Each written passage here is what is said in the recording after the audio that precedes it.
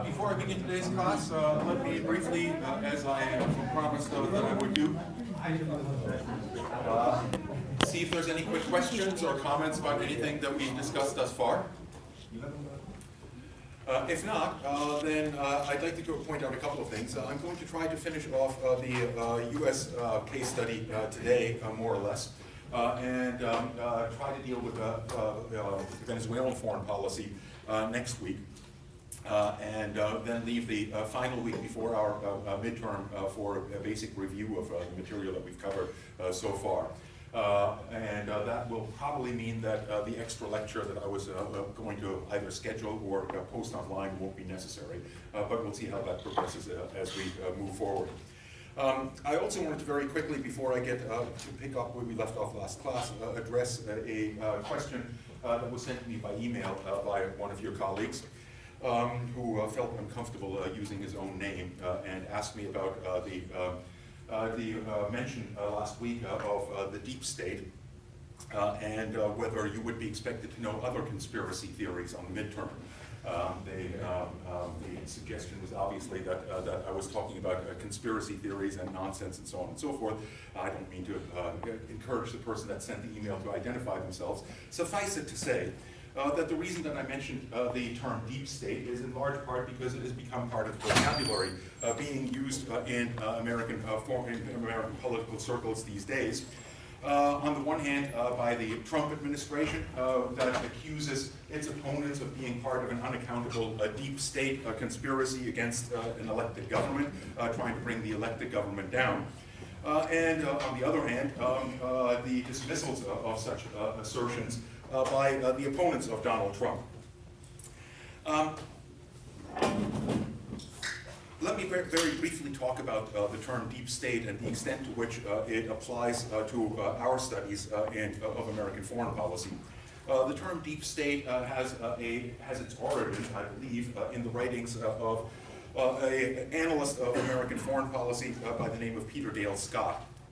Who tried to draw attention during the Vietnam era and subsequently to the existence of elements within the American system of government, especially in its foreign policy apparatus, that appear to be operating beyond accountability to elected officials, and to a large extent outside of the limitations that most American citizens understand to impose on the government.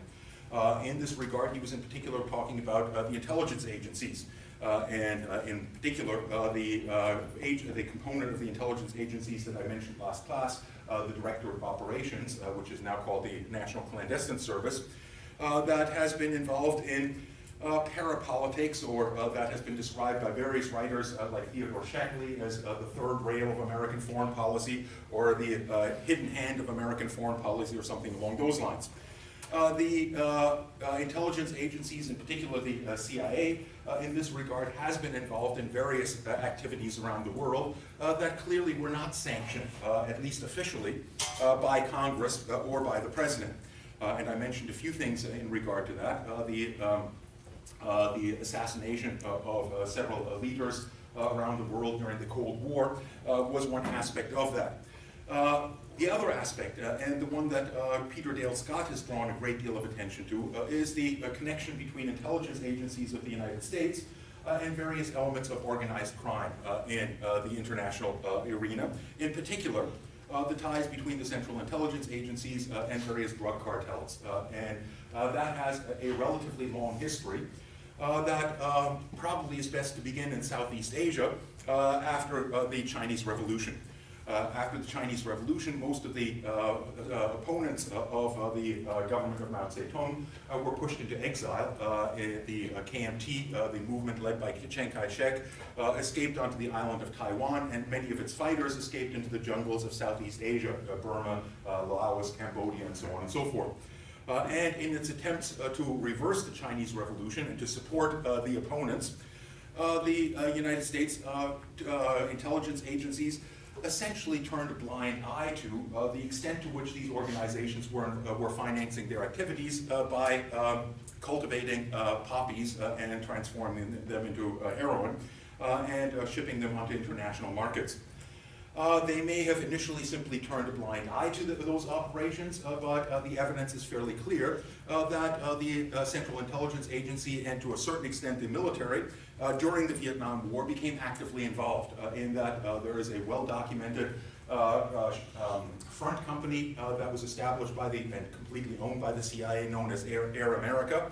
That was nominally supposed to be a private enterprise, but that was involved in flying weapons into the jungles of Burma and Thailand and Cambodia to supply these anti-communist forces, and in its return flights was flying back loaded with opium and heroin and shipping it onto American markets. In that regard, there has been a long series of initiatives by American intelligence agencies that have been financed essentially to support American foreign policy by means that are generally beyond the reach of elected officials, and that most Americans certainly would not approve of. The United States officially does not consider the trade in drugs legitimate. The United States indeed is the dominant force in prohibiting the use of drugs around the world and insisting that other countries around the world do so as well. And to have a policy that essentially turns a blind eye to those activities in order to finance organizations that advance American foreign policy is what Peter Dale Scott described as a kind of a deep state, as something that is beyond the visibility of most American policymakers and certainly American citizens. That, by the way, did not end in Vietnam. It has had a long history, and a fairly, for those of you interested in that long history, Peter Dale Scott's book, The Road to 9/11, explores it in considerable detail. But I would suggest that it is, well, if you look at the history of the drug trade in general, especially heroin, the heroin trade was dominated in the 1940s and 50s by opium being produced predominantly in Turkey for European markets. That shifted to Southeast Asia during the aftermath of the Chinese Revolution, as I described. And the Golden Triangle that was affected by that became the supplier of 90% of the heroin on world markets during the 1960s and 70s. It is no longer the dominant source of heroin, but it's kind of interesting to see in this regard that the heroin trade out of Southeast Asia, to a large extent, disappeared with the end of the Vietnam War and the end of American foreign policy in the region to try to reverse the Chinese Revolution, and shifted at that point to a different country that previously was not involved in the opium trade, but that was crucially a component of American foreign policy. And here, of course, I'm talking about Afghanistan. It is fairly well documented that the various anti-communist forces in Afghanistan financed their operations to a considerable extent on the basis of their cultivation of heroin within Afghanistan, which today supplies well over 90% of the world's market. And that, again, American foreign policy makers either actively looked the other way or were complicit in facilitating that trade in order to finance the Mujahideen that was struggling against the Soviet Union.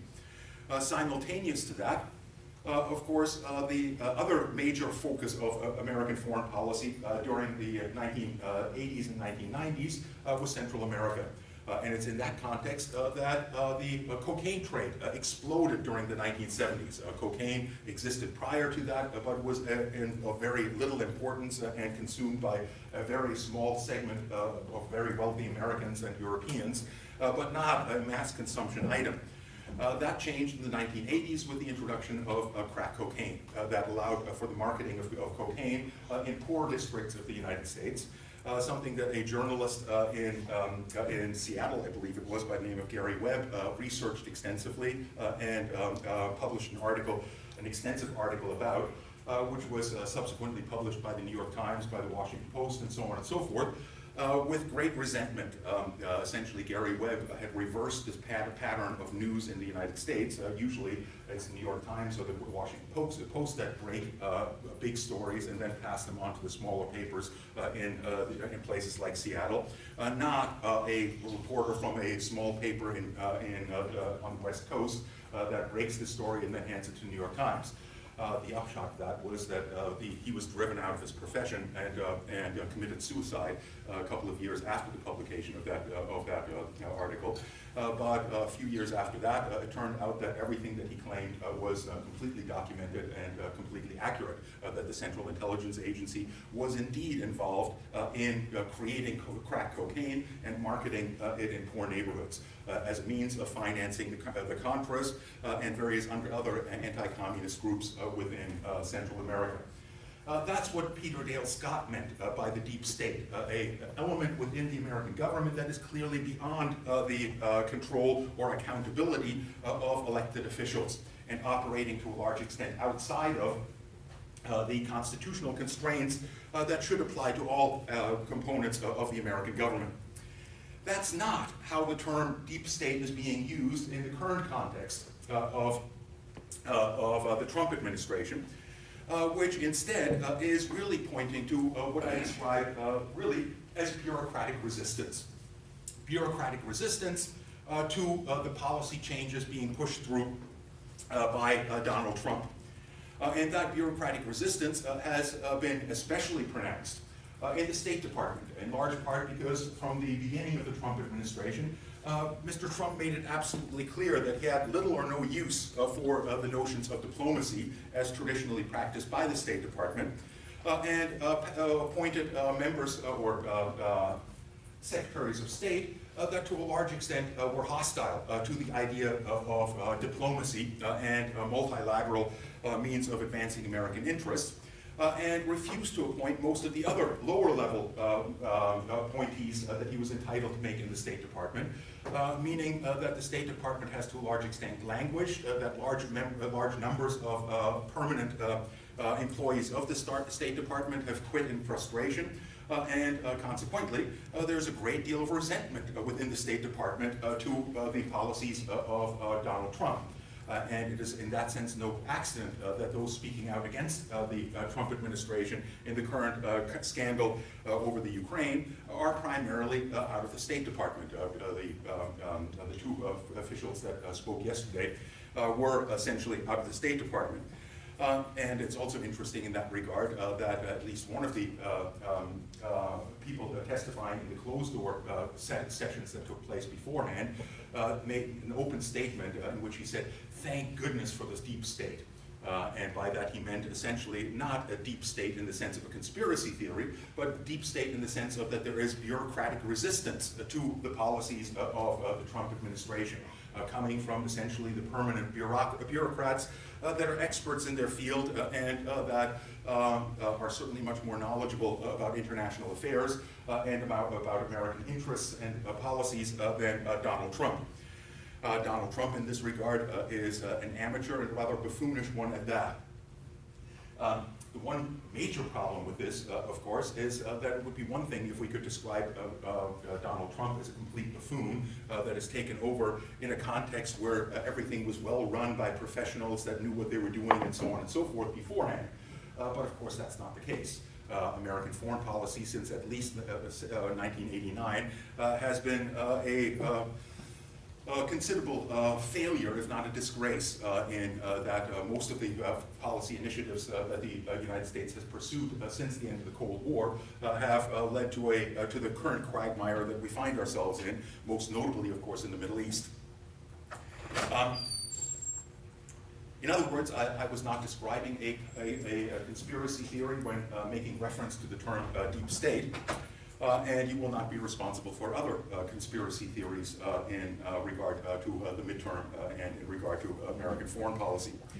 Let me return, however, at this point, unless there's somebody that wants to make a comment on that or has questions about it, to where we left off last class, when I argued that one of the core components of American foreign policy in the 20th century and since has been its promotion of international law and international organization. And I argued essentially that while, in particular among Republican administrations, there is a general perception, and justified perception, that the United States tends to be hostile to the United Nations and to international law and international organizations in general, and that certainly is the case with regard to the Trump administration. The record, or to put it slightly differently, these institutions, including international law, would not exist in the international system if it was not for the insistence on the part of the United States to put them into effect. In other words, it was the United States that, at the end of World War I, insisted on the creation of the League of Nations, although it never joined the League of Nations. And it was certainly the United States that insisted on the creation of the United Nations in the aftermath of the Second World War. Furthermore, historians have long studied the discussions about international law and about the resolutions of the Second World War at the various conferences held between the victorious parties in the Second World War at Yalta and Potsdam and so on. And apparently, the discussions that focused on what to do with the defeated powers of Japan and Germany took a fairly simple form. Stalin said, well, it's pretty simple what we should do with Germany after it's defeated. We simply round up the top 10,000 Nazis, march them out into a field, and mow them down with machine guns. And that'll be the end of denazification. Apparently, Churchill and in particular Franklin Delano Roosevelt said, "Oh, whoa, we can't do that. That would be barbaric and horrible. No, what we have to do is that we have to impose the rule of law. We have to set up a set of rules and then hold trials and hold these people accountable to those laws and convict them in accordance to that. And then march them out in a field and mow them down with machine guns." Not quite. Some of them were hung, or most of them were hung. Suffice it to say that, in essence, what both Churchill and in particular Franklin Delano Roosevelt were talking about is instituting what in legal terms is called ex post facto law. Ex post facto law. In other words, you write up a law in order to convict somebody in accordance to that law for something that they did before the law came into existence. And of course, the German war criminals were not shy about denouncing that overall project as simply a legal mechanism to disguise essentially revenge. Suffice it to say, however, that the U.S. insisted in that context that the laws that had to be applied to Germany and Japan had to be universal in their applicability. In other words, they could not simply convict German officials and Japanese officials of things that American and British and French individuals were likewise guilty of. In that sense, the law had to be even-handed. This, unfortunately, is one of the, or has resulted in one of the deepest flaws in international law, in particular, that if you, international law is supposed to be based on just war principles, and one of the core components of just war principles is the prohibition of indiscriminate violence. In other words, discrimination. And discrimination means that whoever is involved in a war has to do whatever is possible to limit any damage only to combatants and to avoid any damage to non-combatants. Now, did the Germans respect that during the Second World War? No, of course not. Did the Japanese respect that during the Second World War? Of course not. Did the Americans respect that during the Second World War? Absolutely not, and neither did the British. And while the Germans and the Japanese were certainly guilty of indiscriminate violence, the Germans starting with the bombing of Guernica during the Spanish Civil War, followed by the actual war in which the extensive bombing of Rotterdam destroyed an entire city relatively indiscriminately, and the air war over Britain likewise involved extensive bombing of civilian areas and so on and so forth. But whatever the Germans did in that context, and not because of their lack of brutality, but rather because of their incapacity, paled in comparison to what occurred over German cities in the closing years of the war, all of which were 90% destroyed by bombs dropped by British and American planes. And while those planes initially functioned under the fiction that they were engaging in precise bombing of militarily significant targets, that was at best a fiction to begin with, and by the end of the war, indeed by 1943, it was openly admitted that the purpose of that carpet bombing of cities was to destroy the will of the German people to continue to support the war. In other words, it was indiscriminate violence against civilians for political purposes, which essentially is what the definition of terrorism is, and consequently a war crime, or should have been a war crime. But by virtue of the fact that these laws had to be universal in their applicability, the use of air power was left out of that picture. And consequently, that most brutal component of warfare, which has, without a question, damaged civilians more than any other aspect of war, continues to essentially be legal, and continues to this day to be one of the dominant features of the American style of warfare, which has consistently rested to a considerable extent on the use of air power and on the US's ability to maintain superiority in their control over the skies. And of course, whatever is legal for the United States to engage in is legal for anyone else in the international system to engage in. And in that regard, there is a major gap in international law.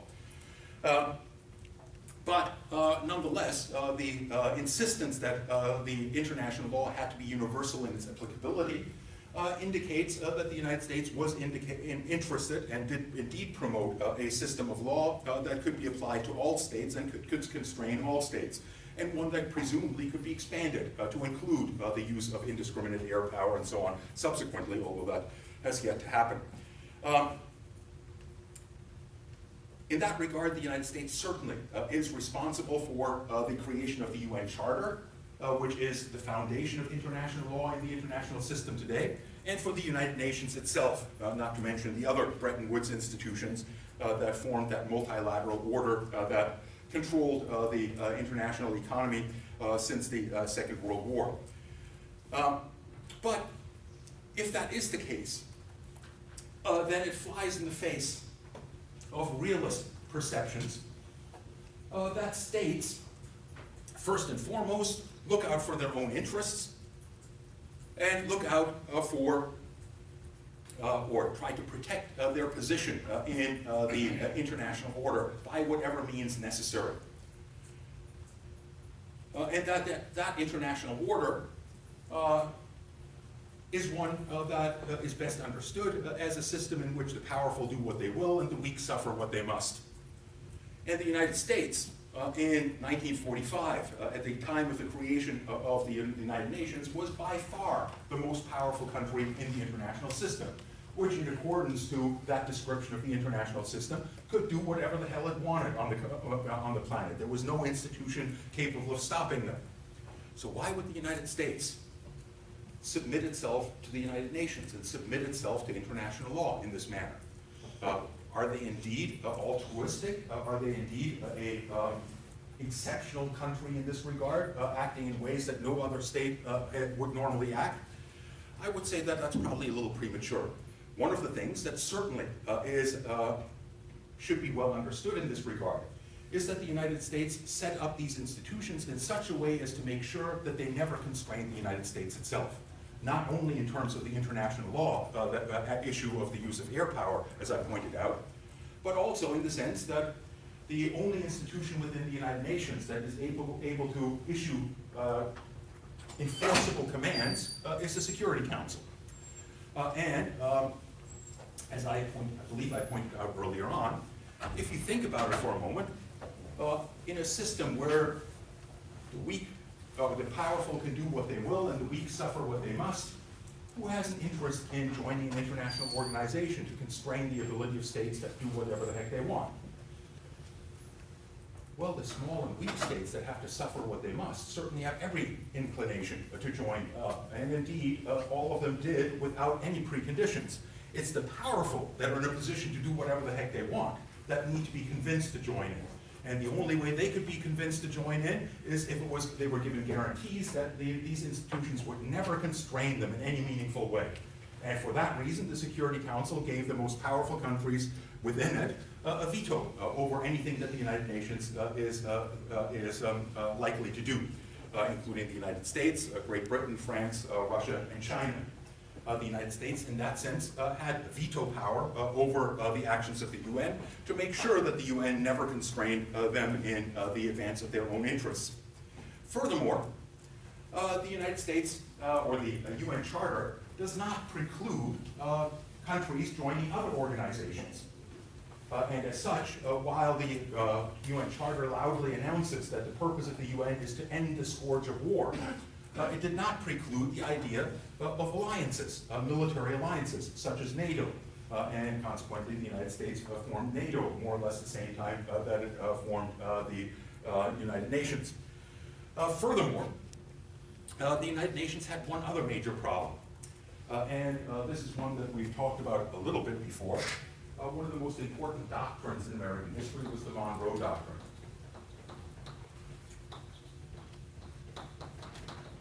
Which was announced by President Monroe in 1824, and in which he essentially stated that the United States would not tolerate any attempts by European powers to increase their influence in the Western Hemisphere, effectively announcing by doing so that the United States considered itself a regional hegemon in the Western Hemisphere.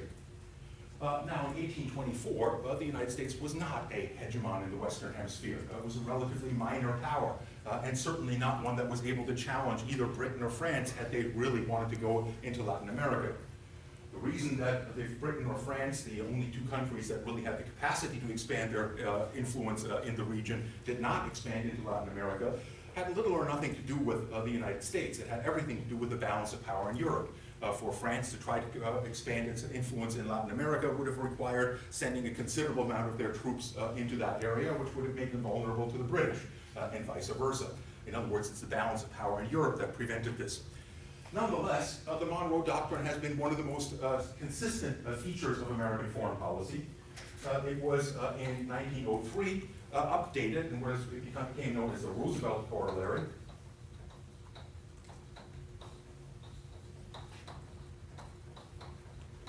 Of the Monroe Doctrine, named after Teddy Roosevelt. Teddy Roosevelt, famous for his admonition that the United States should speak softly but carry a big stick. In other words, his willingness to use the military when it suited American purposes, argued that the Monroe Doctrine needed to be updated. It needed to be updated because of problems that had surfaced in Latin America and Central America that made a new interpretation of the Monroe Doctrine necessary. In other words, what he argued is that the Monroe Doctrine entitles the United States to maintain order within the Western Hemisphere because any disorder in the Western Hemisphere would invariably invite foreign intervention. And what he meant by that was well illustrated in 1903 by a conflict in Venezuela. The Venezuelan government at the time had fallen short of its ability to pay off its debts to Britain and Germany, and consequently Britain and Germany were sending ships to the coast of Venezuela to force them to make good on their obligations, whereupon the United States sent in the Marines and took over the customs house in Caracas, and forced the government of Venezuela to make good on its debts. Of course, in the process, they overthrew the existing government and put in a government that put more to their liking, but that's another matter. Suffice it to say that the Roosevelt Corollary gave rise to what became known as gunboat diplomacy. Gunboat diplomacy, which involved, in essence, maintaining order in Latin America, in particular Central America and the Caribbean, by periodically sending in the Marines in order to shore up governments that were in trouble, either because they faced domestic insurgencies or because they were incapable of meeting their debt obligations. Now, given this Roosevelt Corollary and the Monroe Doctrine, why would the United Nations be problematic for the U.S. as a foreign policy move? Well, presumably, the United Nations could exercise control over any place on the planet and could therefore act as a constraint to the United States in Latin America. Latin American countries could run to the UN and say, hey, the Americans are doing this, that, or the other thing we don't like, and it's violating our sovereignty, and so on and so forth. And as such, the UN, since the cornerstone of international law in the UN Charter is sovereignty, would be able to act as a constraint on the United States in Latin America. How did the US get out of that? Anyone remember their history? Well, essentially the United States established the OAS, the Organization of American States. And the Organization of American States is essentially a modern reinterpretation of the Monroe Doctrine. It's a mini United Nations consisting of all of the states in the Western Hemisphere,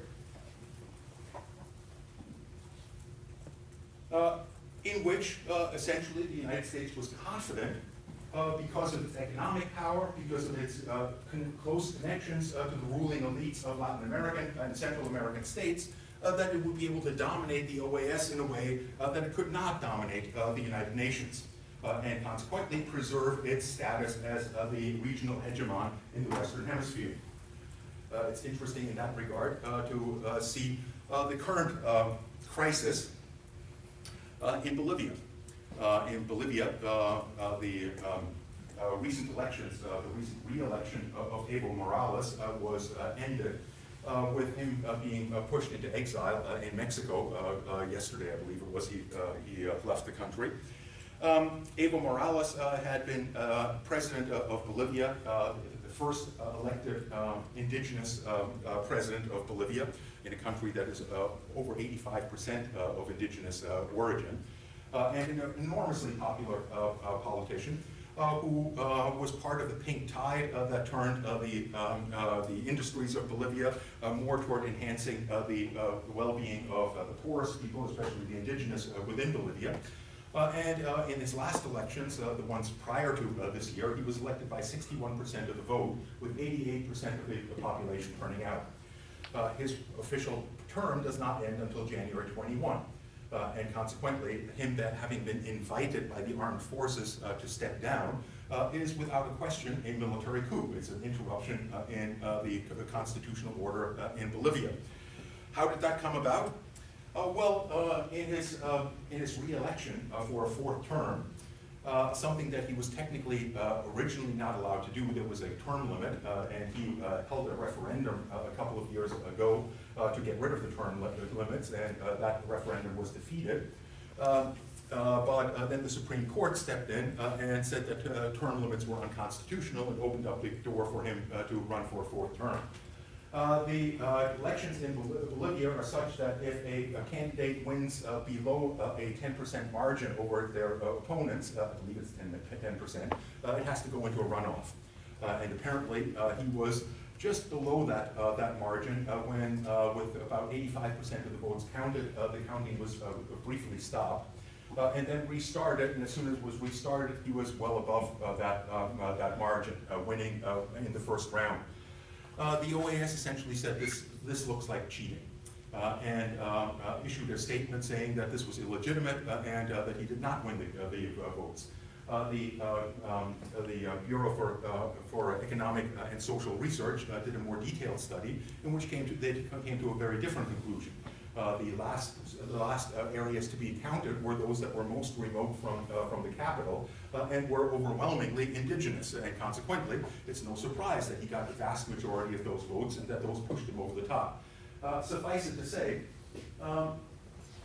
the OAS, in that sense, did the bidding of the interests of the United States, of many of the more conservative elements within Latin America, and in particular of the mining industry that has seen Bolivia as highly problematic.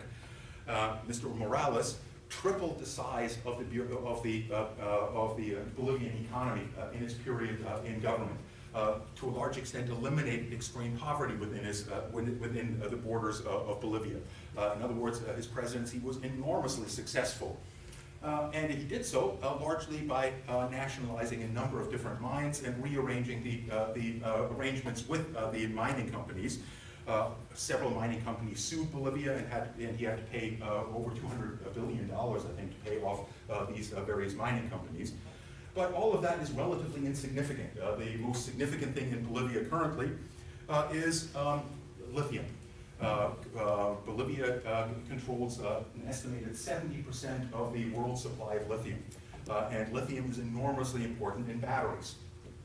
And consequently will be very important in transitioning to more electric powered vehicles and so on and so forth. The problem with Bolivian lithium is that unlike the few other places where you can get it, the Bolivian lithium exists at 3,600 meters elevation, which means that mining it there is much, much more complicated than mining in other areas. And consequently, the Bolivians don't have the technical capacity to do so. So they invited a number of international mining companies to bid on their ability to develop those assets. And none of them were willing to abide by the basic provisions under Bolivian law that any company that invests in the mining sector in Bolivia has to partner with a Bolivian sister company so that the Bolivians will get a share of those profits. The only company willing to abide by that was a Chinese company.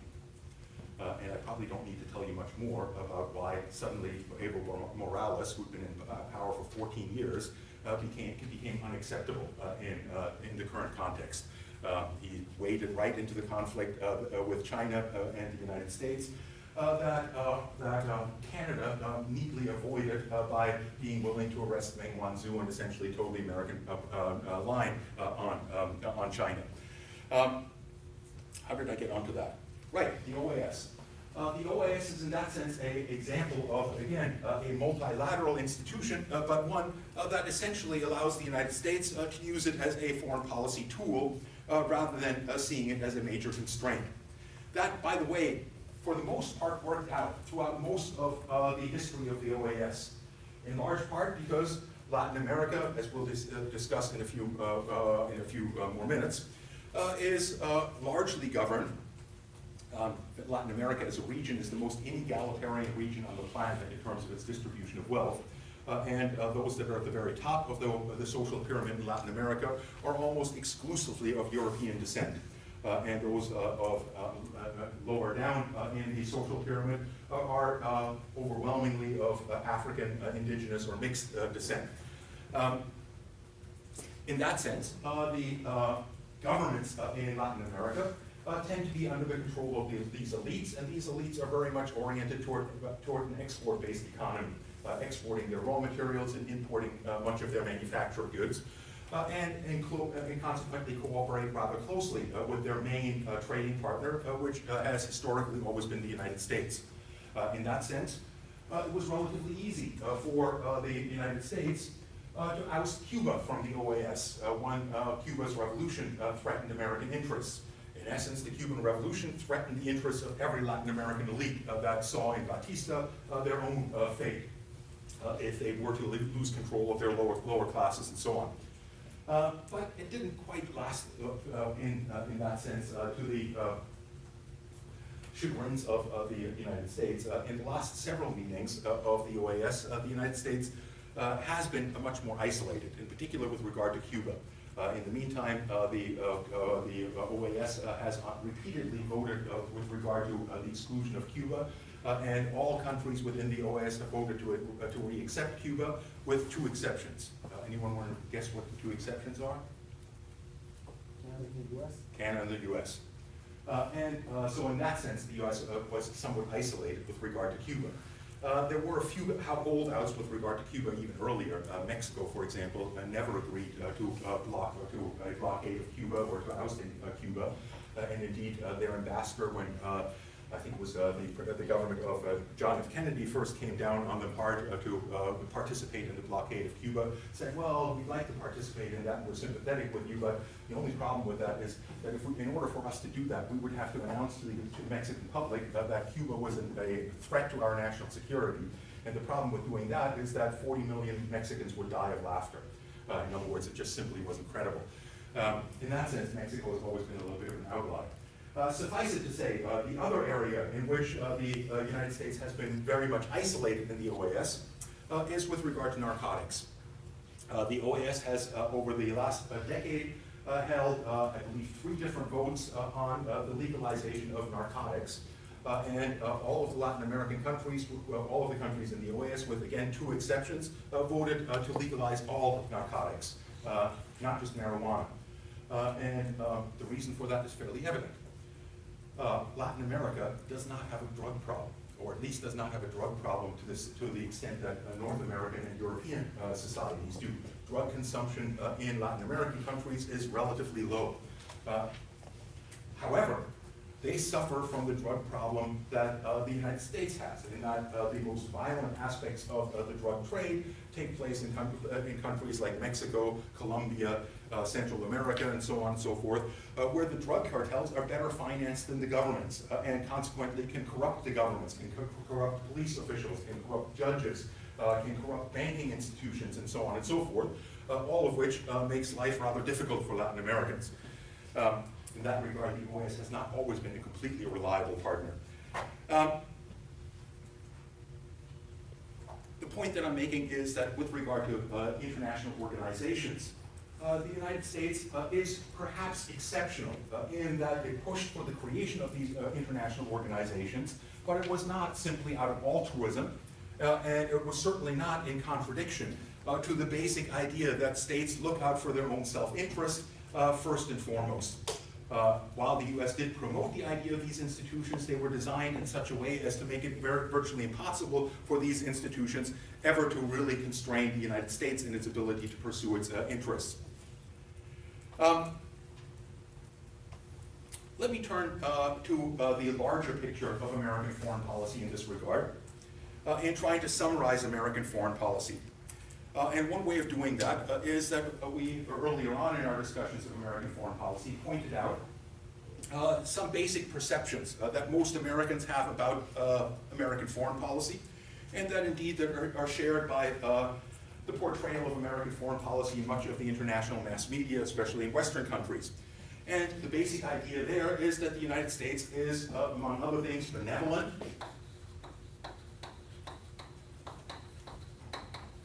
and exceptional. Benevolent and exceptional. And the exceptionalism, we'll talk about in a minute or two, the benevolence component of that, as described in Lauren Baritz's article in your reading package, essentially maintains that the United States is benevolent as a democracy, and unlike other countries that emerged under authoritarian systems and monarchies and so on and so forth, and that were indeed motivated simply by their own self-interest without moral constraints, the United States as a democracy does not simply pursue its interests in a narrow sense, but is guided in its foreign policy by principle and morality, and that the core of those principles and that morality in the United States is spelled out by the basic values mentioned in the Declaration of Independence and the US Constitution. In essence, the idea of human rights and democracy.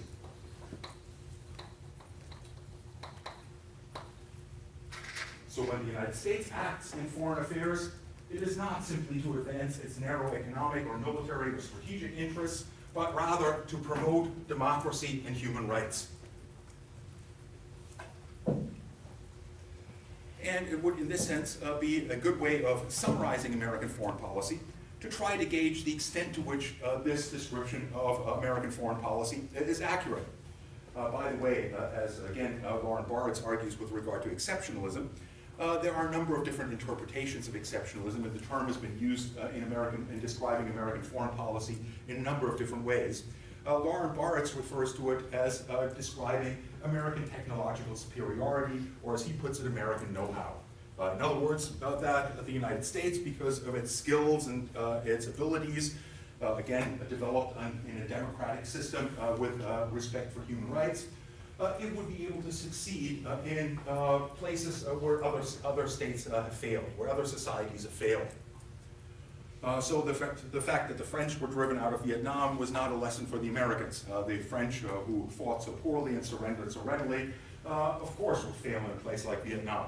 But that shouldn't diminish the ability of the United States to do what the French failed to do. And in that regard, that kind of exceptionalism is still something that's fairly evident in American foreign policy. Where does that perception of the support for human rights and democracy come from?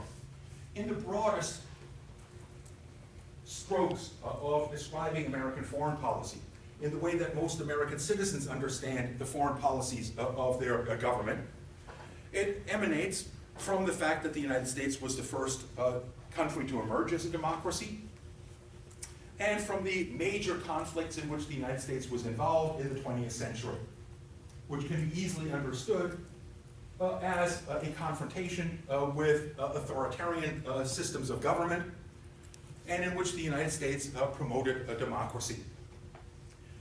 In World War I, the United States entered with the pledge by Woodrow Wilson that the United States was entering not out of self-interest, but to make the world safer for democracy, and by doing so, make it the war to end all wars. And indeed, the adversaries of the United States during the First World War were all authoritarian monarchic states: Germany, Austria-Hungary, Turkey, none of which were democracies. Of course, neither were their allies.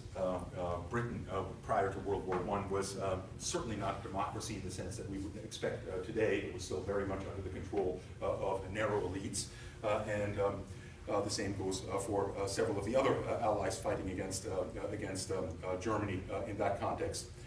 In the Second World War, it's again very clear that the adversaries of the United States were the fascist governments of Japan and Germany.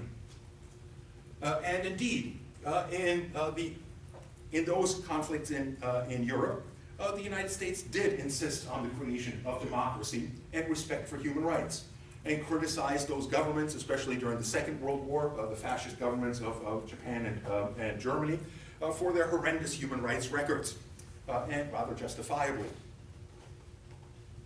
And indeed, in each of these instances, the United States did act to try to promote democracy.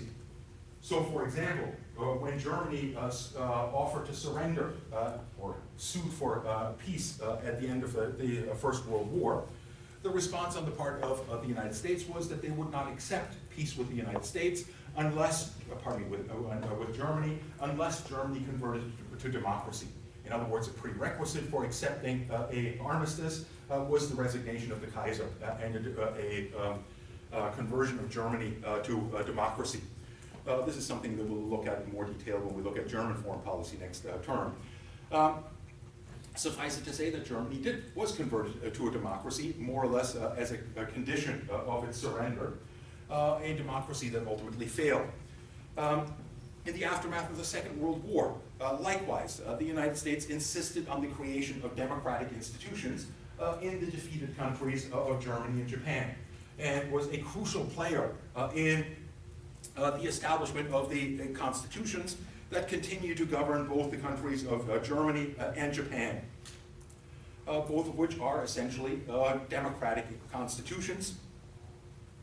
Although in the case of Japan, it should be pointed out that while the constitution was democratic and while it did constrain the government of Japan to refrain from any expansionist policies and from development of military capacities and so on, it also created essentially a one-party state that ruled Japan for the next several decades, the Liberal Democratic Party, which exercised a monopoly on power in Japan, and that has only very recently been somewhat broken.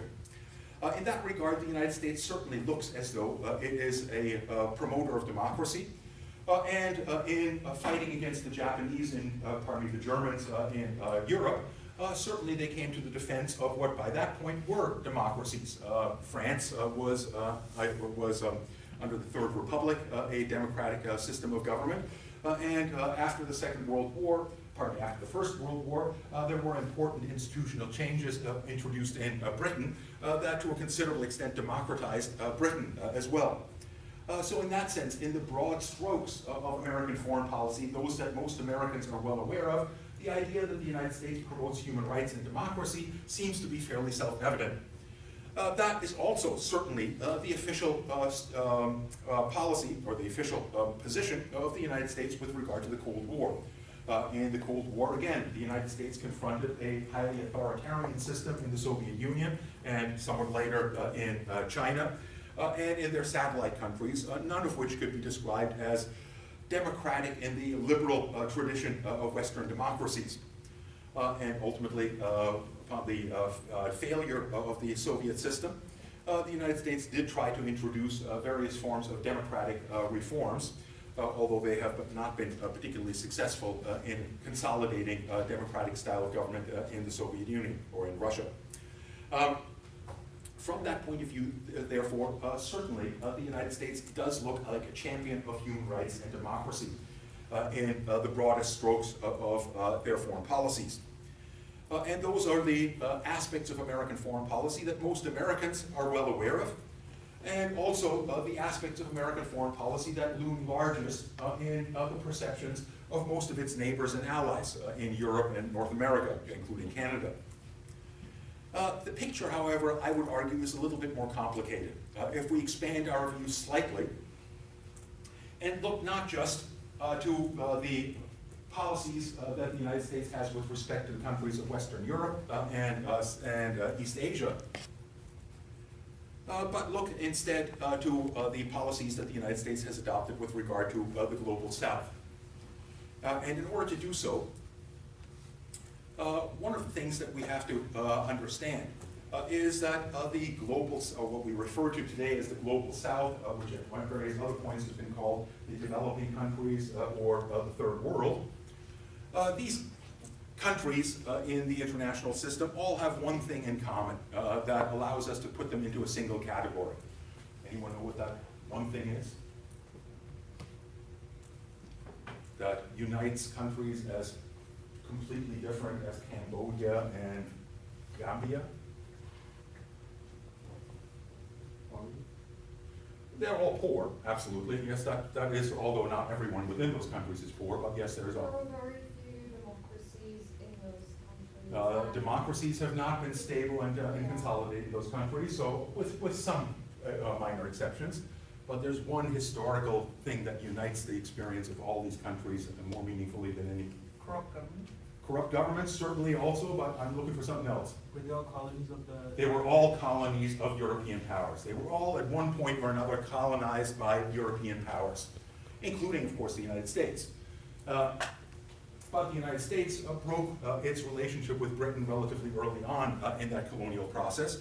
But most of the other regions have suffered far longer under the colonial domination of European powers, including Latin American countries, under Spain and Portugal initially, and later on, although not direct colonies of Britain in the 19th century, nonetheless developing a kind of a quasi-colonial relationship with Great Britain in regard to trade.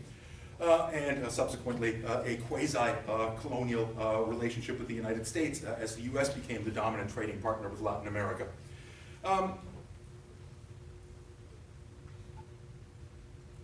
Asia and China, Asia and Africa, obviously also at various different points in their history became subject to that colonization process. And consequently, one of the best ways of understanding American foreign policy and making sense of American foreign policy in this context is to look at its relations with the colonizing powers and its relationship with the colonized countries. Now, again, the conventional wisdom of most Americans and the general consensus with regard to American foreign policy and among historians is that the United States has been an anti-imperial power, that it broke with Britain over the issue of colonialism, and has been relatively consistent in its rejection of colonialism.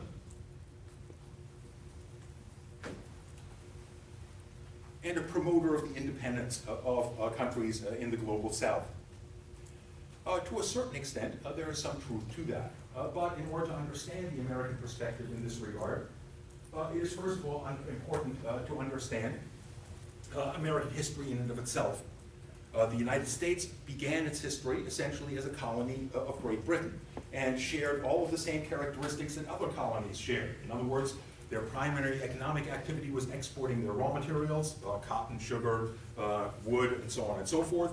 And their ruling elites imported pretty much every manufactured item, and luxury items in particular, from the manufacturing center of the world at the time, which was Great Britain. In that regard, it started out as a colony. When it broke with Great Britain, however, and we discussed that briefly when we were talking about the American Revolution, the general interpretation that many Americans give it is that this was a rejection of colonialism, that it was a rejection of the idea that Europeans should dominate other parts of the world. I think that a more accurate understanding of that is that it was a rejection of the American subservient position within that overall project. In other words, that the United States and its citizens, especially the ruling elites in the United States, all considered themselves Englishmen, and all considered the fact that they were not able to vote in the English Parliament or get representation in the English Parliament, but were nonetheless taxed by the British government to be a fundamental violation of their rights as Englishmen. And consequently, the idea of the revolution was not a rejection of the colonial enterprise overall, but rather was an insistence that the United States should play an equal role within that. And indeed, the United States certainly, if we understand it as having its origin in a rejection of the spread of European dominance over other parts of the planet, is in sharp contrast in that, insofar as it quadrupled its landmass, largely by pushing its native populations out of North America in the succeeding couple of decades.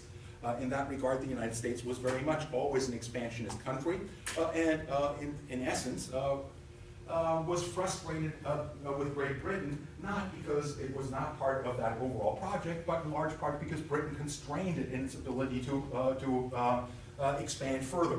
The British, because of their negotiations with France, which controlled the Mississippi River Valley, in other words, much of the Midwest, had to constrain the settlers and its 13 colonies from moving westward, in order to assuage the French and prevent a war with France within Europe. Now, it is also important to understand that in the 19th century, in particular the second half of the 19th century, the United States underwent a drastic transformation. In other words, it underwent a process of industrialization that by 1900 allowed the United States essentially to bypass Great Britain as the dominant manufacturer on the planet. Germany bypassed Great Britain as a manufacturing power roughly the same time as the United States. And that meant essentially that the United States as an industrial power had developed an economy very similar to that of Great Britain. An economy that relied enormously on the supply of raw materials, which in the United States were largely available domestically, but by the end of the 19th century, increasingly mining companies and so on were looking at sources of minerals and materials elsewhere around the world. And in that sense, had a hunger for raw materials, just as the British had a hunger for raw materials to fuel their industries, which fueled them becoming a colonizing power in various parts around the world. And furthermore, while the United States was not as reliant on foreign markets initially, in large part because of the large-scale immigration into the United States that expanded the domestic market, by the turn of the 20th century, the United States was very much reliant on foreign markets for its manufactures. And again, in that sense, shared essentially the same economic interests as their colonial or their colonizing counterparts in Western Europe. That meant that increasingly the United States would come into conflict with its European counterparts in access to various markets and access to various resources. And the first place that conflict took place was in China. And it's in the context of China that the United States first announced its basic policy with regard to colonization. It became known as the One China policy.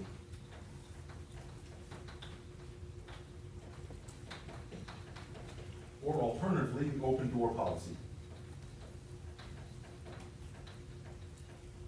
The Open Door policy. The One China policy makes sense in that at the end of the 19th century, after the Chinese had been defeated by the British in the Opium Wars that began the century of humiliation of China, the dismemberment of China, and its being driven into subservience to European powers. Essentially, the competition for access to the Chinese market or control over the Chinese market took the form of various European and other countries, including Japan and Russia, attempting to gain control over ports on the littoral of China. And by gaining control over those ports, being able to gain control over the ability to access the markets in the interior of China, as well as the materials produced within that. In that competition to carve up China, the United States intervened essentially to insist that China remain a single country and that all of the European powers have equal access to it. In other words, it rejected the idea of carving up the planet into colonial enclaves by the various European powers in favor of a policy of free trade. Free trade in large part because by 1900, American manufacturers were largely confident that they could compete favorably with their British, German, Japanese counterparts. In other words, that an open Chinese market would be a market dominated by American enterprises.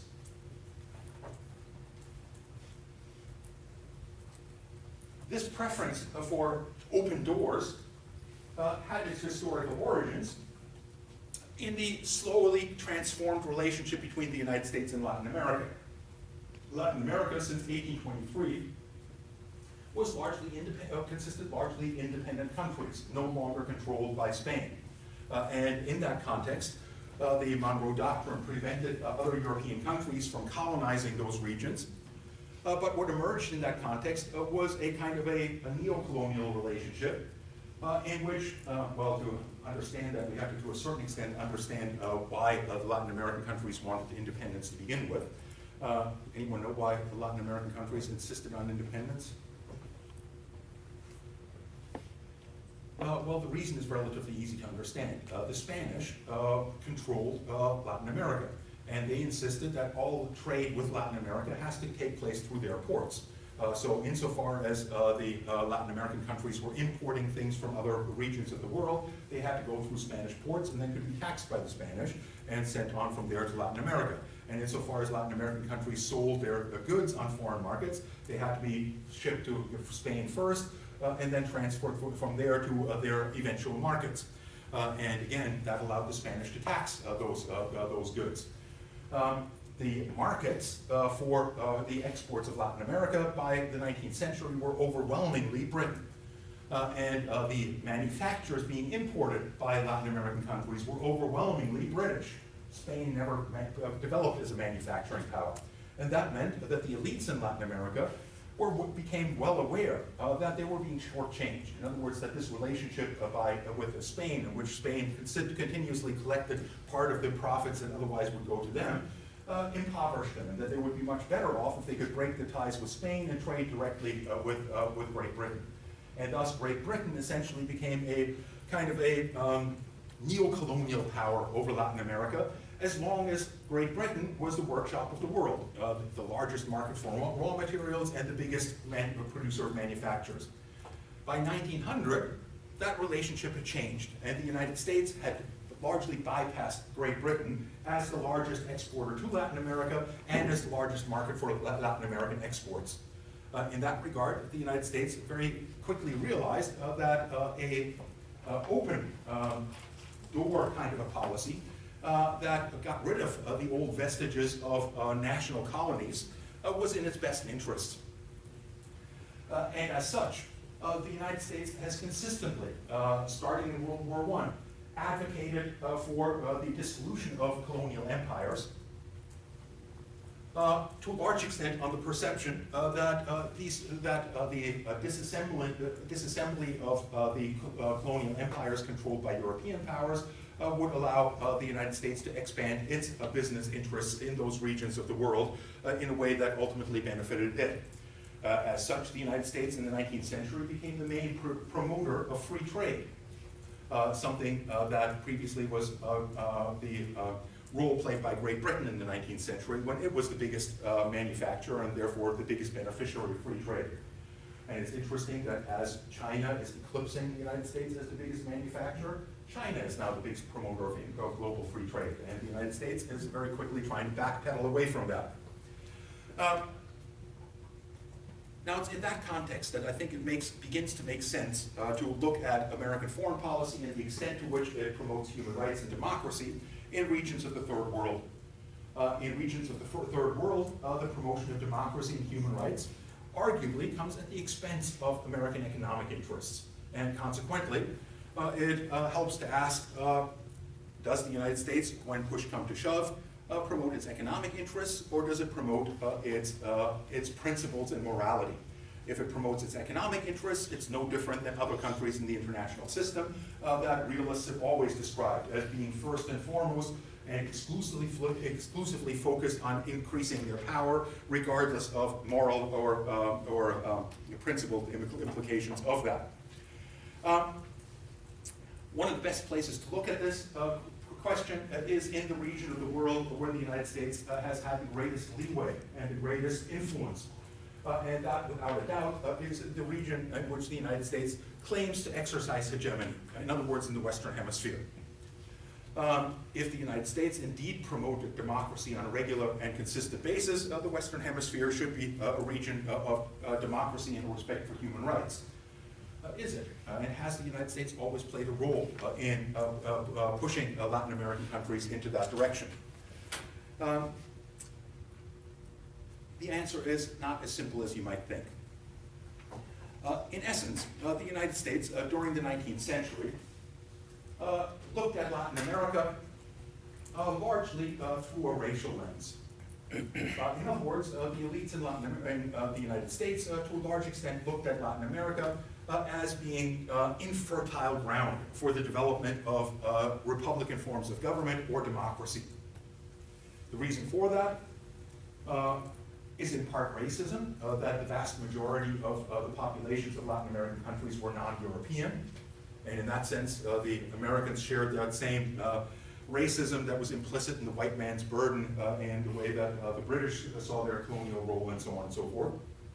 But furthermore, even the elites in Latin America, the European elites, were suspect from the point of view of the United States as being reliable or capable of maintaining democracy. Why would the United States be suspect of the elites in Latin America? What would they all have in common that would make them suspect to the Americans? They're all Catholic. They're all Catholic, and therefore their allegiance is first and foremost to the Pope, and the fact that their allegiance is to the Pope and to a authoritarian system that the Pope represents means that they're not really capable of acting in a democratic manner to defend their own national interests. Consequently, the main concern that the United States had in Latin America was with stability. And as far as their concern was with stability, the protection of investments within Latin America, the protection of private property and so on and so forth in Latin America, they looked for the kinds of governments that were best able to establish that kind of stability. And ultimately came to the conclusion that the best countries, the best kinds of governments to be able to do those, to be able to achieve that goal, were military strongmen, like Porfirio Diaz in Mexico, or Gomez in Venezuela, and so on and so forth. Latin America during the 19th century, with very few exceptions, was overwhelmingly authoritarian in nature, with these tiny European elites essentially dominating their countries. Insofar as democracy existed in Latin America at all, it existed in a few places like Chile, but in Chile, it was an elite form of democracy. In other words, there were democratic institutions, but participation in those democratic institutions, in the democratic processes, was limited to a property elite, excluding the vast majority of the population. Democracy in Latin America began to arise in the context of the 20th century, when that dependency that characterized Latin America's relationship with Europe and North America broke down.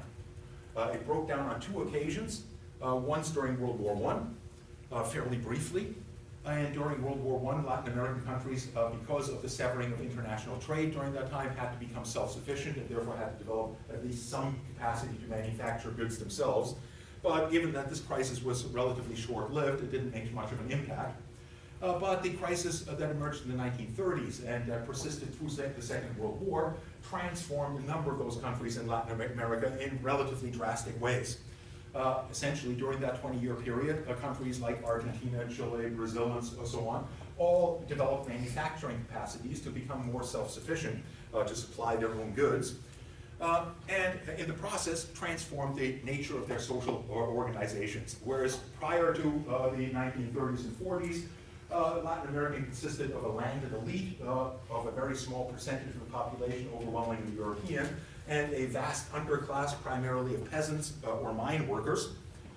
What emerged in the 1930s was, on the one hand, a entrepreneurial class, those industrialists that began to develop manufacturing capacities, and a modern industrial working class. These were generally the carriers of democracy, according to social scientists like Arnd Moore Jr. In his book, The Social Origins of Dictatorship and Democracy. He argues it's ultimately the working class and the middle class that are the supporters of democracy, that peasantries and landed elites tend to be undemocratic or infertile ground for democracy. In that context, democracy began to arise in Latin America. And as it began to arise, and I don't want to spend too much time discussing the peculiarities of Latin American industrialization that coincided with that and that created various crises in Latin American countries, suffice it to say that these newly emerging democracies eventually began to challenge the interests of their traditional elites.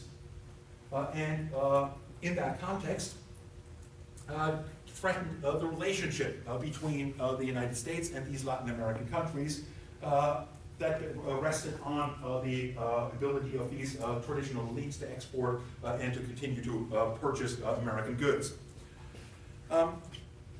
This period, of course, coincided with the Cold War, and consequently, when the newly emerging democracies in Latin America began to threaten the interests of the dominant elites and began to threaten the interests of foreign investors in countries like Brazil, Argentina, Chile, and so on. The general pattern was one that followed the early example in Guatemala.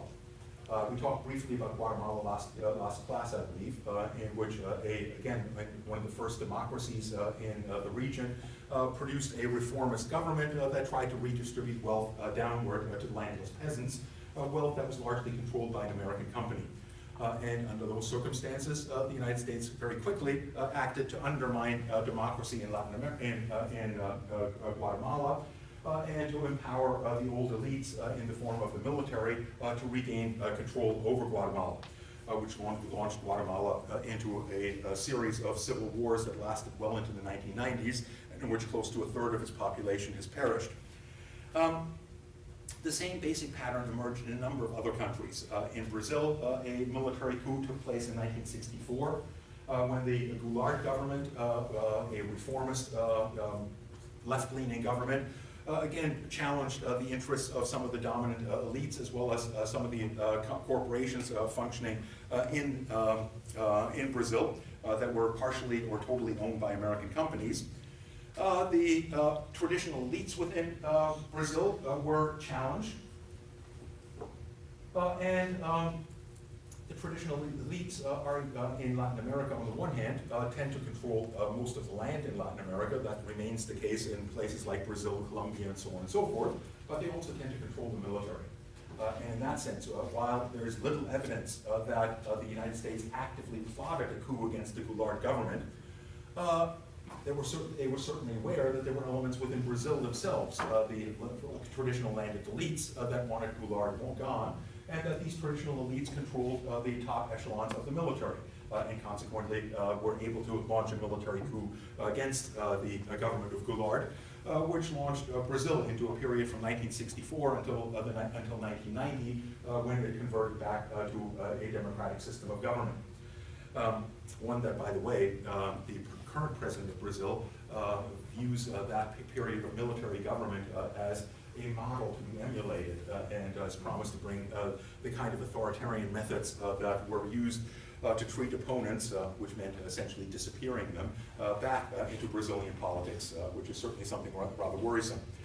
A similar event occurred in Argentina more or less the same time, with the overthrow of the government of Juan Perón. Juan Perón was one of these reformist populist leaders that likewise threatened the delicate social order within Argentina and consequently stimulated a military coup. Perón returned back. He was an enormously popular president at the time. He returned back to office about 10 years later and died in office. And his wife, Isabel, took over the presidency and was then also overthrown in a military coup in 1976. By far the most notorious of these military coups, although it's a long list in Latin America, was the overthrow of the Allende government in Chile in 1973. Salvador Allende was an admittedly left-wing socialist, if not communist leader, who described himself as a Marxist, and who was elected on the Popular Unity platform in 1970 to become the president of Chile. And in that process, or immediately, tried to convert Chile away from its enormous dependency on its export products, which did not benefit the majority of Chileans. Toward that end, he tried to nationalize the copper industry in Chile, and that in turn incurred the wrath of the United States. Unlike Brazil, where the United States largely supported and tolerated the activities of the domestic elites in overthrowing the elected government of Goulart, in Chile, they became actively involved, and the government of Richard Nixon famously announced when Allende was elected that the United States would make the Chilean economy scream. In other words, that they would impose various sanctions on Chile that would create economic chaos in Chile.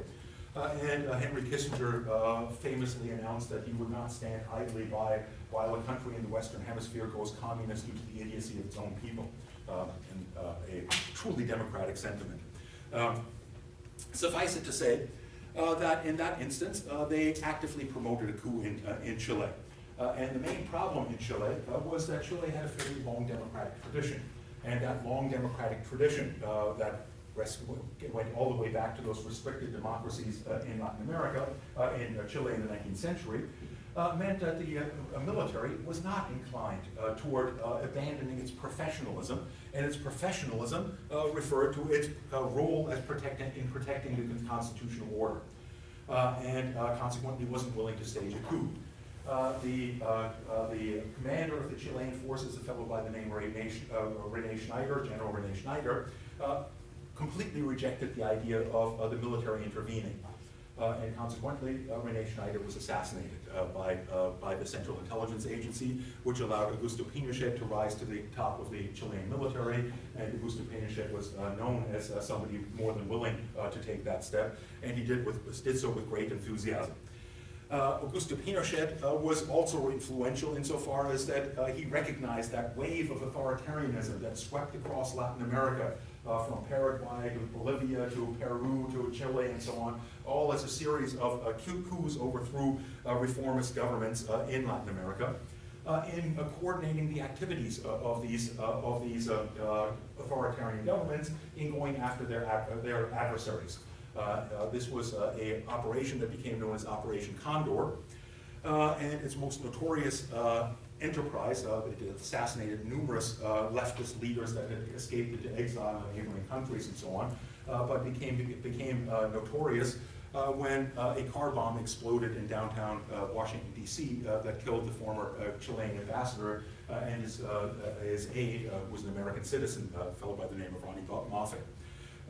And that brought a great deal of negative press to Augusto Pinochet. Suffice it to say that Augusto Pinochet, like his Argentinian counterparts, went after his domestic opponents with considerable enthusiasm.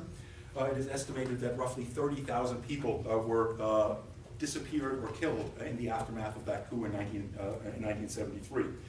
In the aftermath of the coup in Argentina in 1976, similar figures were rounded up and simply disappeared. Argentina has since had a Truth and Reconciliation Commission in which it has encouraged its various members of the military to come forward to give evidence about the atrocities that were committed in return for leniency in treatment. The stories that emerged were rather horrendous. Essentially, a number of the members of the military described their role in flying planes over the Atlantic loaded with political opponents that as soon as they were out a couple of hundred miles over the Atlantic, they opened up the gates and threw them all out into the ocean and things along those lines. In other words, there were large numbers of disappearances. That is something that has continued to a large extent in the aftermath of the Cold War. During the Cold War, many of these policies, insofar as they were known in the United States by American citizens at all, and most Americans were probably blissfully aware of what was going on in Latin America, were justified on the simple grounds that the United States faced a communist threat, that communist subversives were trying to undermine the governments of all Latin American countries and follow in the steps of Cuba, and that therefore the United States kind of had to look the other way when its allies went a little too far in going after their communist opponents. However, the basic pattern that I described has continued after the collapse of the Soviet Union. It continued in an obvious way in that Cuba is still under blockade by the United States. Mr. Obama made a brief attempt to change that a couple of years ago, but Mr. Trump reversed that very quickly. But it's also fairly evident in the attitude of the United States toward various reformist governments in Latin America. The most prominent in that regard is the government of Hugo Chavez that was elected in 1998 in Venezuela. Venezuela at that point was the most inegalitarian country in all of Latin America. And by the time that Hugo Chavez died in office in 2013 of cancer, Venezuela was the most egalitarian country in all of the Western Hemisphere. That drastic transformation of Venezuelan society certainly did not occur without the noted opposition of those that benefited from the system prior to Chavez's taking government. Venezuela was by far the most wealthy country in the region because of its enormous oil wealth, and the upper classes in Venezuela were wealthy to an extent that would make most of us in North America blush. In other words, in the rich regions of Caracas, people don't have 2 or 3 car garages, they have 5 and 6 car garages, and so on. Private planes to take them to shopping trips to Miami and so on. In other words, a very tiny elite in Venezuela concentrated wealth to an enormous extent in its own hands, and to a large extent ignored the plight of the bottom 90% of Venezuelan society. From the outset, that became an example that the United States viewed with considerable hostility. James Petras goes through a long discussion in the article that's on your reading list, describing the various attempts by the United States to undermine the Chavez government, which of course has continued after Chavez's death with regard to Maduro. Chavez was an enormously charismatic and brilliant politician, and was able to weather those storms in the way that his successor, Maduro's, has never been able to match. He doesn't have the same kind of charisma, and he certainly has also taken power under circumstances far less favorable. The oil prices have collapsed by the time he came into office, and consequently, he was in power trying to impose various forms of austerity rather than expanding social services and so on. The same thing is to a large extent true with regard to Honduras. Honduras in 2006 elected a reformist government, which the United States openly was hostile to, the government of Manuel Zelaya, and which was overthrown in a US-backed coup in 2009, and has plunged Honduras into considerable instability since that time. Now that would make it relatively easy to reach the conclusion that the idea that the United States promotes human rights and democracy is utter nonsense. The United States certainly has not been particularly favorable to democracies in Latin America. And in terms of supporting human rights, far from trying to constrain the authoritarian governments of Augusto Pinochet, Somoza in Nicaragua, the generals in El Salvador, and so on and so forth, the United States has offered them military aid and arms supplies and so on and so forth, and training. So much so that its School of Americas, which was housed to train Latin American militaries in Panama, but was since then moved to Fort Benning in Georgia, was described by many in Latin America as the School of Coups or the School of Torture for the horrendous human rights record that graduates from that institution had in Latin America. Now, does that lead us to the conclusion that the United States does not promote democracy and does not promote human rights? Again, that would be a simple conclusion to reach, but as I pointed out, it's a bit more complicated than that. It's a bit more complicated than that. One way of making sense of all of this and of making sense of the extent to which the United States continues to view itself as promoting democracy and human rights is by going back briefly to think about what we said about American democracy itself and about the American Constitution. Now, do you remember what I said about the American Constitution when we first began to discuss the American Constitution, what the American Constitution was all about? Protection of minorities. That's right. The distrust of majorities, the distrust of majorities, and the distrust of majorities. In other words, that the United States and the United States' own system of government was not designed in order to empower majorities to pursue policies that are favored by the majority. It was designed to constrain the ability of majorities to threaten the rights of minorities. And while many Americans understand that idea of promoting minority rights, primarily in ethnic and religious terms, that it protects ethnic minorities and religious minorities, Charles Beard wrote a definitive treatment of the Constitution called An Economic Reading of the Constitution, in which he, I think, makes a very convincing argument that the main minority that the framers of the American Constitution were concerned with protecting was the property minority. In other words, that the democratic system of government was meant to guarantee social stability. John Jay, one of the framers of the American Constitution, put that pretty blatantly. He said that a country should be governed in such a way that allows those that own the country to govern the country, because those that own the country have a real stake in the country, a property stake in the country. Those that don't have any property have no stake in the outcome of politics and therefore should not be able to participate. In that regard, it shouldn't be too surprising that one of the litmus tests for the United States in terms of considering countries to be democratic or not was how they treated their minorities, and in particular, how they treat their property minorities. In other words, governments that attack the institution of private property are by definition communist.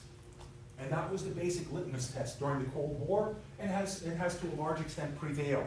Now, instead of calling them communists, they're called socialists or something along those lines, with similar kinds of implications.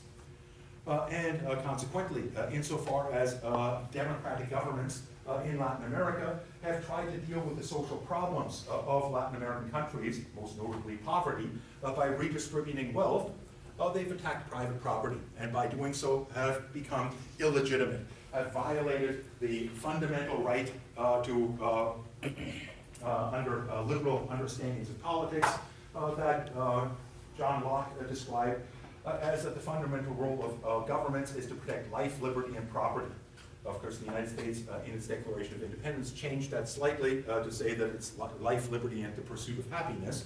But that change was not because they disagreed with John Locke's assessment, but rather because life, liberty, and property doesn't make a very good slogan in a country in which 90% of the population doesn't have any property, which was the case in the United States in 1789. In that regard, the United States does indeed promote democracy, so long as democracy is understood the way that Americans understand democracy. In other words, it has to be subject to checks and balances, and has to protect the rights of minorities, in particular the rights of the property minorities.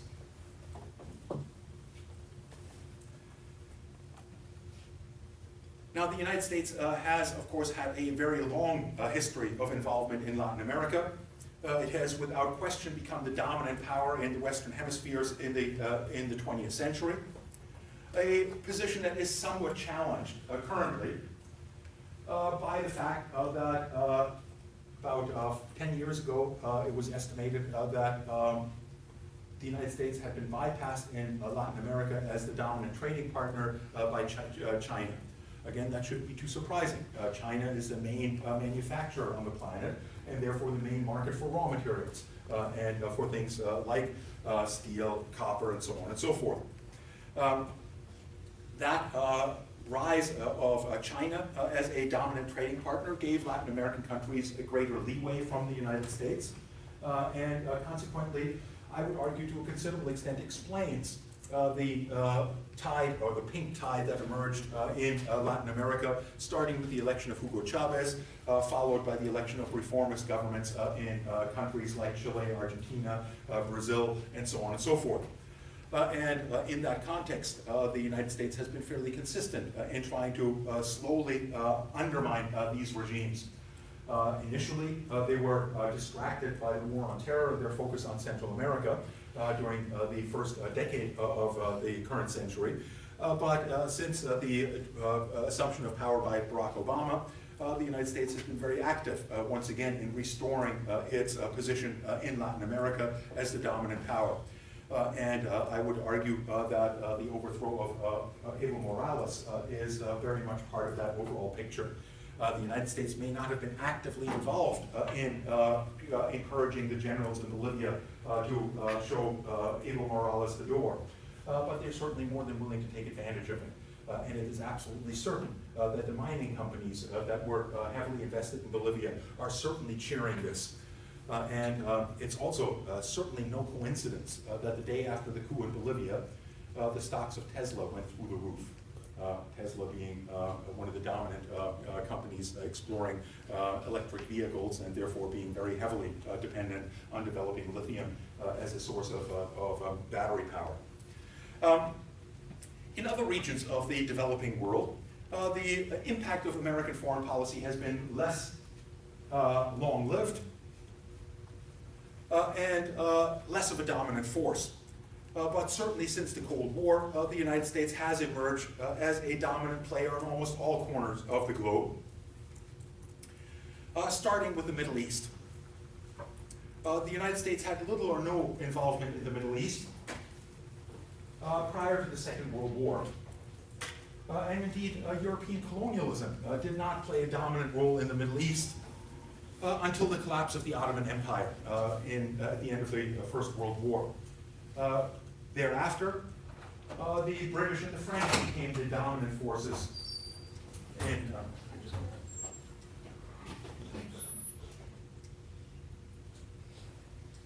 the British and the French certainly were interested in colonizing the region after the ouster of the Ottomans from the region, but were prevented from doing so by the United States that insisted that the region not be colonized, but instead be managed by the League of Nations.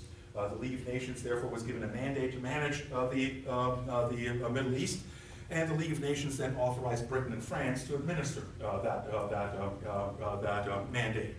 And therefore, it was the British and the French that divided up the Middle East in accordance to their own interests. And their own interests were those of colonial powers. In other words, they were interested in the resources in the region, primarily oil, and in the markets that those regions provided. And just as they had learned to do in their previous colonial exploits, they designed various governments to be as easy to control by their governments as possible. And the best way to do that is a kind of a divide and conquer means of organizing these societies. In other words, they created states that were designed to be unstable and to require close cooperation with Great Britain or France. The typical examples of that are Iraq, which was dominated by Britain, and Syria, which was dominated by France. In Iraq, the British put in power a monarchy under the control of the Sunnis, organized the military, dominated again by Sunnis, but Sunnis represented a minority within the territory of Iraq. And therefore that minority would always be nervously watching the Shia majority and would require arms and training and so on and so forth in order to maintain themselves in power. Arms and training that they could only get from the British, and therefore they would become reliable partners of the British and give them easy access to the oil resources and so on. In Syria, the situation is slightly different. In Syria, the majority of the population is Sunni, and therefore the French empowered not the Sunni majority, but rather the Alawite minority to control the government of Syria, again, as a means of making it relatively easy to control externally. The United States stepped into this overall picture to a large extent in the aftermath of the Second World War. And arguably, the turning point in American dominance in the Middle East and the loss of French and British dominance in the region came with the Suez Crisis. One of the projects that the French and the British became involved in their attempts to colonize regions of the world, and Egypt in particular, was the building of the Suez Canal. And Egypt, being one of the colonized countries, and having gained its independence after the Second World War, wanted to industrialize, and in order to industrialize, needed more revenues. And in order to get more revenues, asked for credits from the United States, from Britain, and elsewhere, and received guarantees for credits.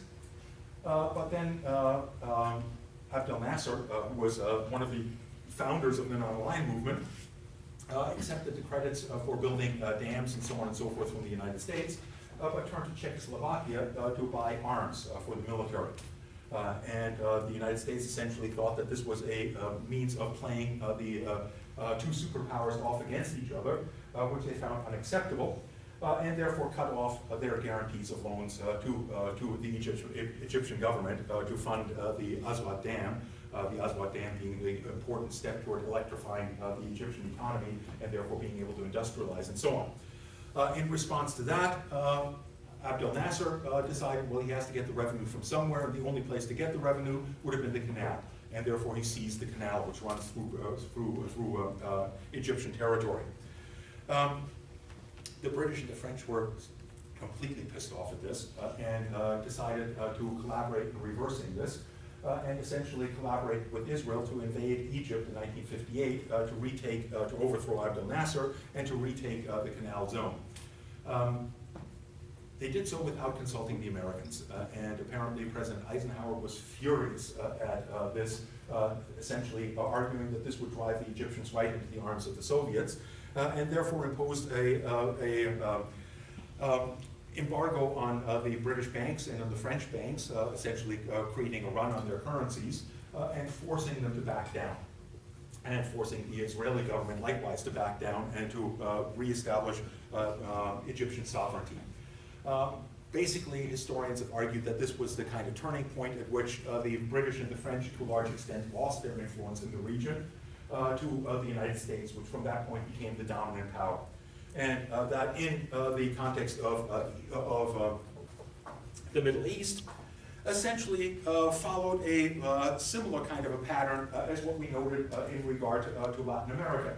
In other words, the United States tended to ally itself with strongmen, with military strongmen. The dominant relationships in the Arab world that were established by the United States were first and foremost, this began under Franklin Delano Roosevelt, with the House of Saud. The United States drew close relationships with Saudi Arabia. The Saudi oil company, Aramco, was originally known as the Arab American Oil Company. Again, pointing to the close collaboration between Saudi Arabia and the United States in this regard. And that relationship continues to this day, despite the obvious non-democratic nature of Saudi Arabia. Again, the basic argument in the context of the aftermath of the Second World War in particular was that the United States required stability, that any kind of instability was likely to be taken advantage of by the Soviet Union to expand its influence in the region, and therefore was unacceptable.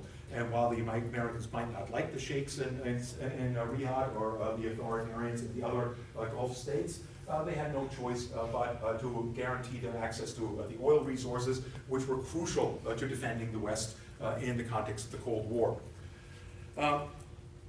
In that regard, again, the United States, to a large extent, followed more its economic interests than its principle or morality.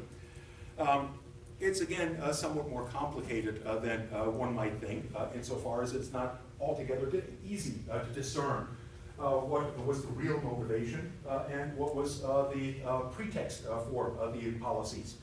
In other words,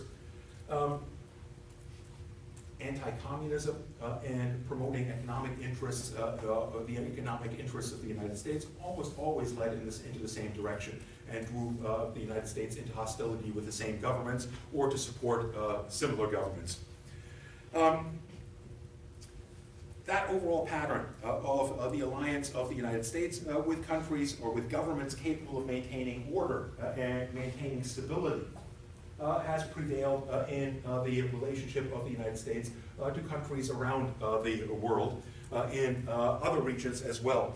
And that includes Africa, where the United States, to a large extent, became active only relatively recently.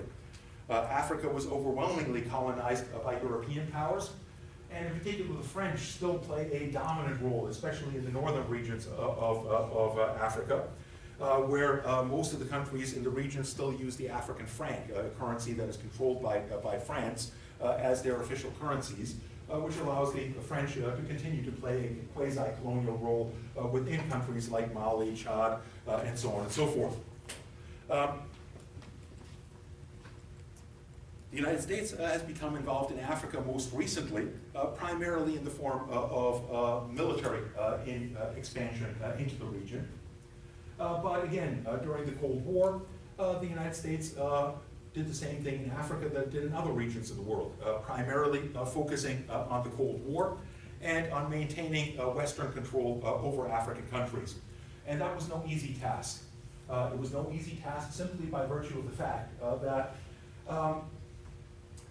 during the aftermath of the Second World War, most African countries were still colonies of the European powers, primarily France, Britain, Belgium, and to a lesser extent other European countries.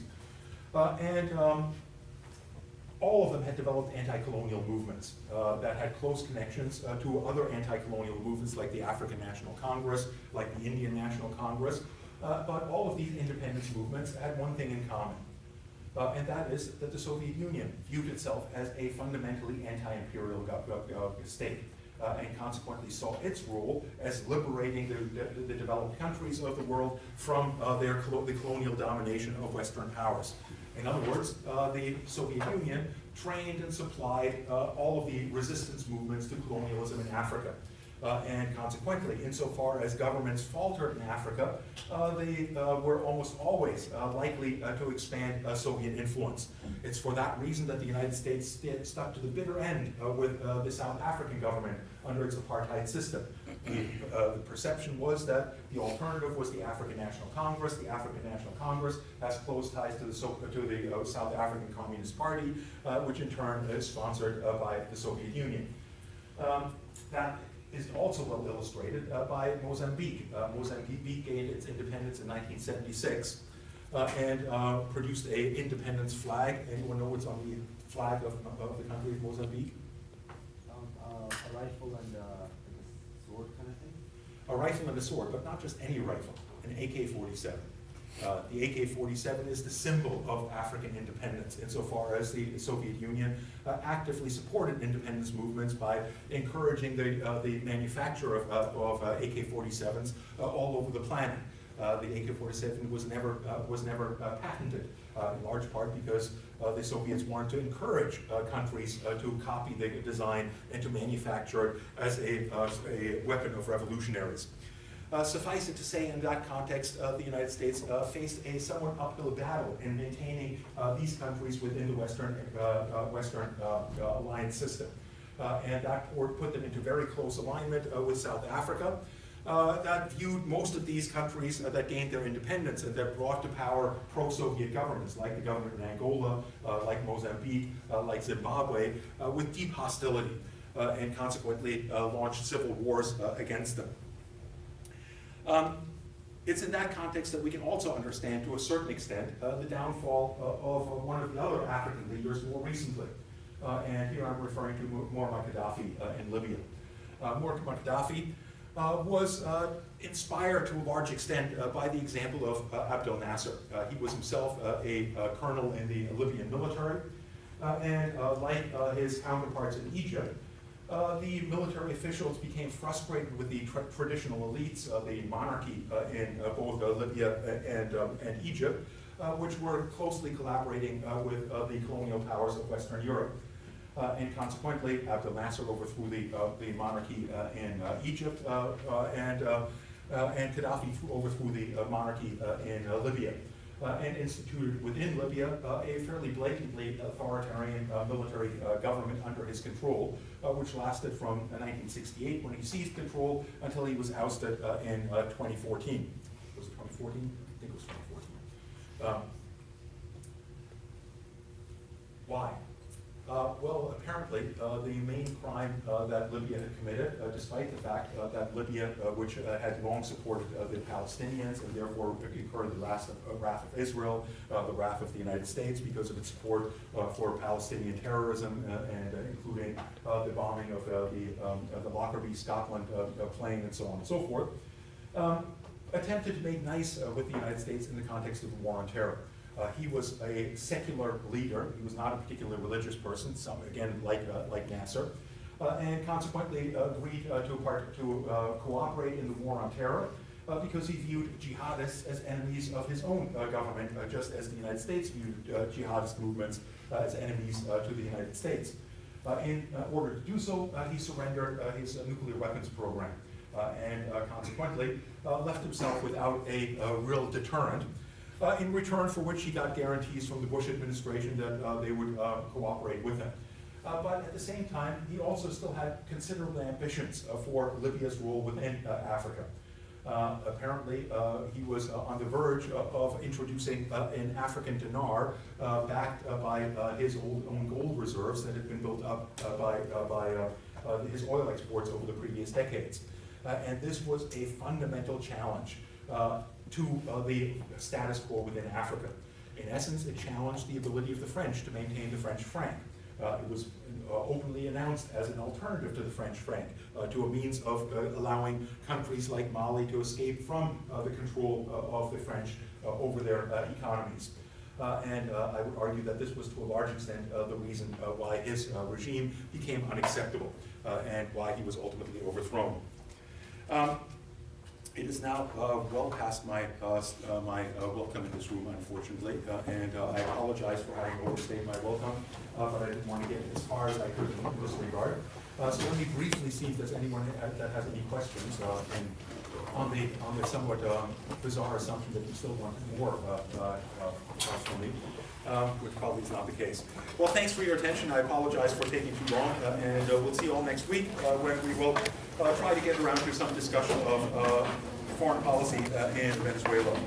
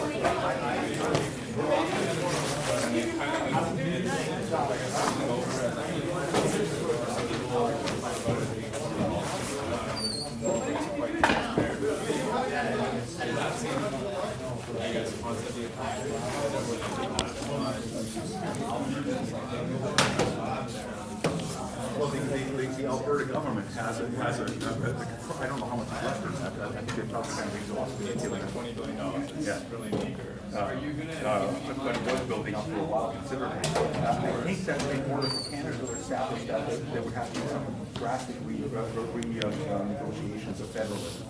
In that, my understanding is that the natural resources are controlled provinces.